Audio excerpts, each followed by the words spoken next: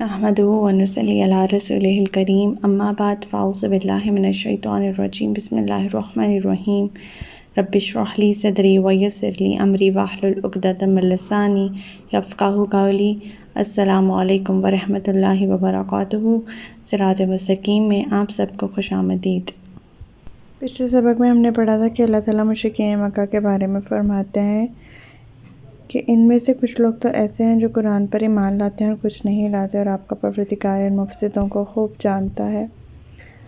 اللہ تعالیٰ آپ صلی اللہ علیہ وسلم سے مخاطب ہوتے ہوئے فرماتے ہیں کہ اگر وہ آپ کو جھٹلاتے ہیں تو ان سے کہیے کہ میرے لیے میرا عمل ہے اور تمہارے لیے تمہارا، تم اس سے بری ذمہ ہو جو میں کرتا ہوں اور میں اس سے بری ذمہ ہوں جو تم کرتے ہو۔ پھر اللہ تعالیٰ فرماتے ہیں کہ ان میں سے کچھ تو ایسے ہیں جو آپ کی باتیں سنتے تو ہیں مگر کیا بہروں کو سنا سکتے ہیں، گویا وہ کچھ بھی سمجھ نہ سکتے ہوں، اور کچھ ایسے ہیں جو آپ کی طرف دیکھتے ہیں تو کیا آپ اندھوں کو راہ دکھلا سکتے ہیں، خواہ وہ کچھ دیکھتے بھالتے نہ ہوں۔ اللہ تعالیٰ فرماتے ہیں کہ اللہ ان لوگوں پر کچھ بھی ظلم نہیں کرتا بلکہ لوگ خود ہی اپنے آپ پر ظلم کرتے ہیں۔ پھر اللہ تعالیٰ فرماتے ہیں کہ جس دن ہم انہیں جمع کریں گے تو وہ یوں محسوس کریں گے جیسے دنیا میں دن کی صرف ایک ساتھ ہی رہے ہوں۔ وہ ایک دوسرے کو پہچانتے ہوں گے۔ جن لوگوں نے ہماری ملاقات کو جھٹلا دیا وہی خسارے میں ہیں اور راہ راست پر نہیں آئیں گے۔ ہمارا آج کا سبق آیت نمبر 46 سے لے کر آیت نمبر 50 تک ہے، تو آج کا سبق شروع کرتے ہیں۔ بسم اللہ الرحمن الرحیم۔ وَإِمَّا نُرِيَنَّكَ بَعْضَ الَّذِي نَعِدُهُمْ أَوْ نَتَوَفَّيَنَّكَ فَإِلَيْنَا مَرْجِعُهُمْ ثُمَّ اللَّهُ شَهِيدٌ عَلَىٰ مَا يَفْعَلُونَ۔ جس عذاب کا ہم ان سے وعدہ کرتے ہیں اس کا کچھ حصہ خواہ آپ کے جیتے جی آپ کو دکھلا دیں یا اس سے پہلے ہی آپ کو اٹھا لیں، انہیں بہرحال ہمارے پاس ہی لوٹ کر آنا ہے، اور جو وہ کچھ کر رہے ہیں اس پر اللہ گواہ ہے۔ یعنی اللہ تعالیٰ فرما رہے ہیں کہ یہ لوگ جو عذاب مانگتے رہتے ہیں ہو سکتا ہے کہ آپ کی زندگی میں ہی یہ وعدہ ان سے پورا ہو جائے یا آپ کو اٹھا لیا جائے اور بعد میں ان پر عذاب آئے، انہیں بہرحال ہمارے پاس لوٹ کر۔ کافروں اور مشرکوں کے لیے سب سے بڑا دکھ اور عذاب اسلام کا غلبہ تھا اور ان کی ذلت آمیز شکست۔ عذاب کا بڑا حصہ تو رسول اللہ صلی اللہ علیہ وسلم کی زندگی میں ہی آپ صلی اللہ علیہ وسلم نے خود اور سب مسلمانوں اور کافروں نے دیکھ لیا تھا، جب اسلام بدستور آگے بڑھتا جا رہا تھا اور ترقی کے منازل طے کر رہا تھا، جس کی مثال ہم نے غزوہ بدر کی صورت میں دیکھی۔ غزوہ تبوک تک کافروں کو میدان جنگ میں ہر طرح سے شکست اور ذلت ہی نصیب ہوتی رہی۔ باقی رہی صحیح کسر اللہ تعالیٰ نے آپ صلی اللہ علیہ وسلم کی وفات کے بعد نکال دی، اور دور عثمانی میں ایسا وقت آیا کہ جب قریب ساری دنیا میں اسلام کا ڈنکا بجتا تھا اور کفر پوری طرح مغلوب ہو چکا تھا۔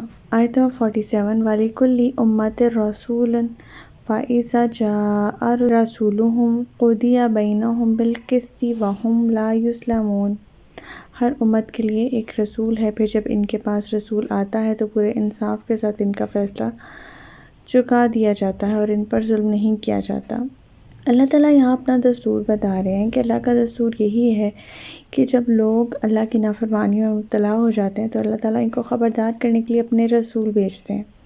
اس طرح لوگوں پر اتمام حجت ہو جاتی ہے۔ پھر کچھ لوگ اس بات پر ایمان لاتے ہیں، کچھ انکار کر دیتے ہیں۔ اللہ کا وعدہ یہ ہے کہ حق پرستوں کو تائید کرتا ہے اور باطل پرستوں کو ذلت اور عذاب سے دوچار کر دیتا ہے، اور یہ جو سارا دستور ہوتا ہے اللہ تعالیٰ کا وہ انصاف پر مبنی ہوتا ہے۔ آیت نمبر 48 وَيَقُولُونَ مَتَىٰ هَٰذَا الْوَعْدُ إِن كُنتُمْ صَادِقِينَ۔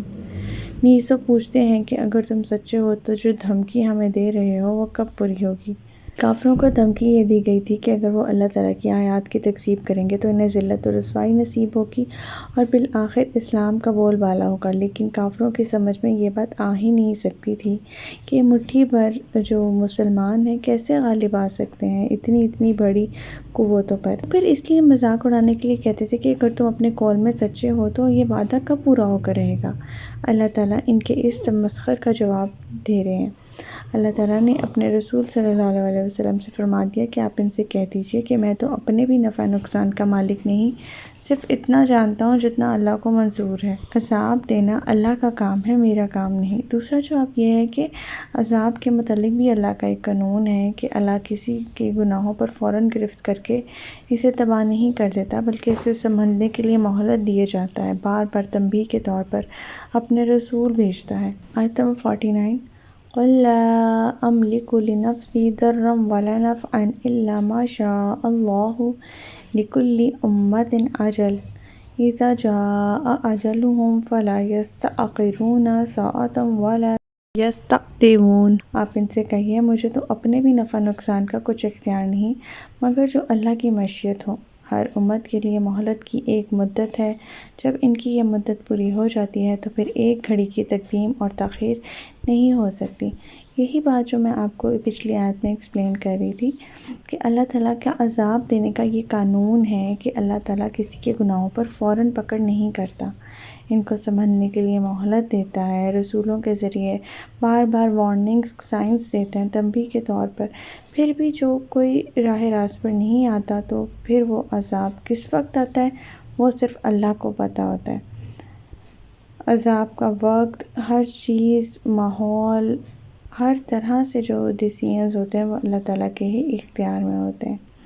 اللہ کے دستور کے خلاف ہے یہ بات کہ کسی کی موت یا قیامت کا وقت معین بھی بتلانا، اور دستور کے خلاف ہے کیونکہ اب پھر تو مقصد ہی ختم ہو جائے گا اگر موت کا وقت، قیامت کا وقت اور عذاب کا وقت انسان کو بتا دیا جائے گا تو یہ دنیا دارالامتحان کیسے رہ پائے۔ آیت نمبر 50، قُلْ أَرَأَيْتُمْ إِنْ أَتَاكُمْ عَذَابُهُ بَيَاتًا أَوْ نَهَارًا مَاذَا يَسْتَعْجِلُ مِنْهُ الْمُجْرِمُونَ۔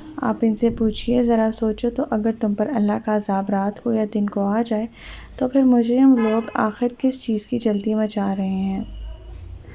یعنی عذاب آنے میں کوئی ایسی مزے کی بات اور خوشی کی بات تو ہے نہیں جو یہ بار بار مطالبہ کر رہے ہیں۔ اللہ کا عذاب جب آ جائے گا تو اس وقت یہ جلد اپنے بچاؤ کیسا کر سکیں گے؟ یہ عذاب طلب کرنے والوں کے لیے تیسرا جواب ہے کہ بھلا سوچو کہ اگر تم پر اللہ کا عذاب رات کو آ جائے یا دن کو آ جائے تو پھر کس طرح سے اپنے اس عذاب سے بچ سکو گے؟